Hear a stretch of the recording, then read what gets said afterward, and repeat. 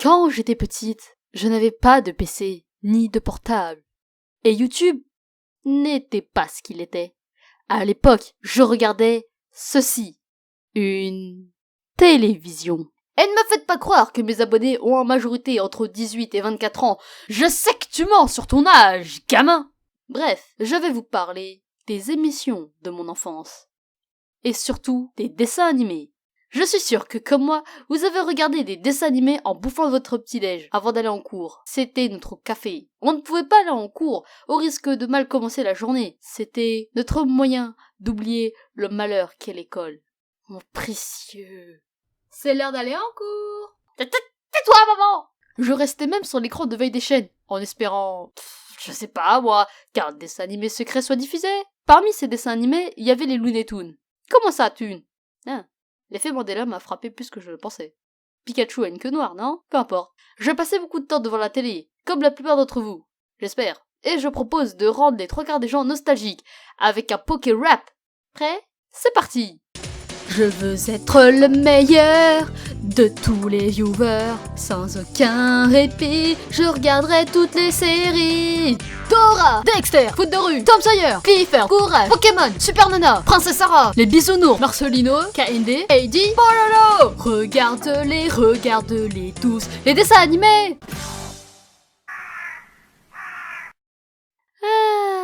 Comment ça, vous ne connaissez pas Pololo? Et rassurez-moi, je ne suis pas la seule à avoir regardé ce dessin animé. Vous ne connaissez pas Pololo, ce dessin animé coréen avec un petit pingouin? Non? Je suis la seule à avoir réagi comme ça devant la vidéo de Squeezie? Ça, c'est des youtubeurs. Pololo! C'est un ours polaire, te chante une chanson. La la la la la la la. Eh ben, je vais vous donner une raison de regarder la série. Dio d'Exo en est fan, voilà. Le pouvoir de la K-pop. Mais il n'y a pas que les dessins animés. Il y avait des émissions de télé avec de vraies personnes. Des gens. Et cette émission, c'est... Ça, c'est une bonne émission qui te fait apprendre des trucs en t'amusant. Et ils ont quoi, les jeunes d'aujourd'hui, hein? Netflix? YouTube? Laisse-moi rire. Prouve-le était un jeu télévisé où les deux présentateurs, Jamie et Joe, devaient prouver différents trucs, comme les fourmis sont plus fortes que l'homme, les cheveux peuvent porter un homme. Et il y avait aussi la cabane de Fred. Non, pas lui.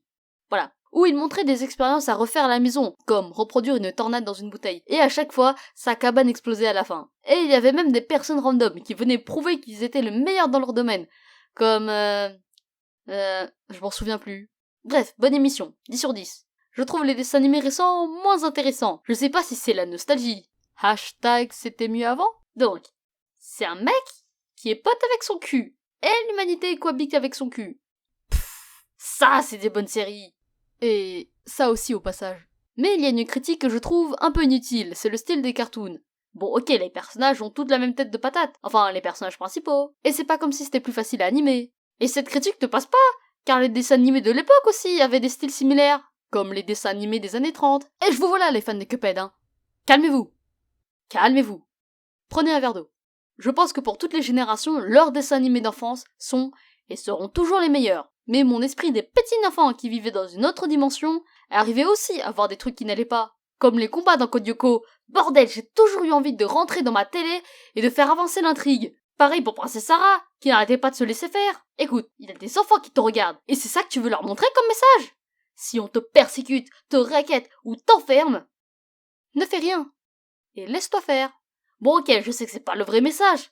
Blablabla, bla bla, toujours être bon, blablabla, bla bla, même dans la misère, elle reste toujours une princesse. Mais quand même quoi. Eh la vie c'est pas comme ça, hein. C'est pas en te faisant rien que tu seras heureuse. Et je sais pas si je suis la seule, mais pour moi Shuriken School c'est Harry Potter version ninja moderne. Mais contrairement à Harry, le destin d'Aidan c'est de vendre des boulettes de riz jusqu'à sa mort. Et on en parle du potentiel. À aucun moment on en parle qu'Aidan ne veut pas reprendre le commerce de son père. Et les ninjas, ça a l'air d'être un truc commun dans leur société. C'est quoi les débouchés, après leur diplôme? Quels sont les métiers possibles? Et plus important, comment Jack y fait pour penser que Shuriken School c'est une école de plongée? Et qui a compris qu'il était français? Et est-ce que je vois trop loin dans un simple dessin animé pour enfants? Probablement. Alors, les fanfics, manifestez-vous! Je veux une version développée de Shuriken School. Ça sera bien mieux que les chips.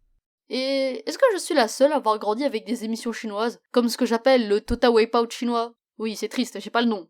où les participants devaient passer des obstacles au risque de tomber dans l'eau. C'est carrément Total Wipeout, en Chine. Et le meilleur des participants, c'était le vieux qui faisait le grand écart. Il a déglingué tout le monde, et dommage qu'il n'a pas eu le droit de continuer à cause de son âge. Le pouvoir de l'immortalité asiatique.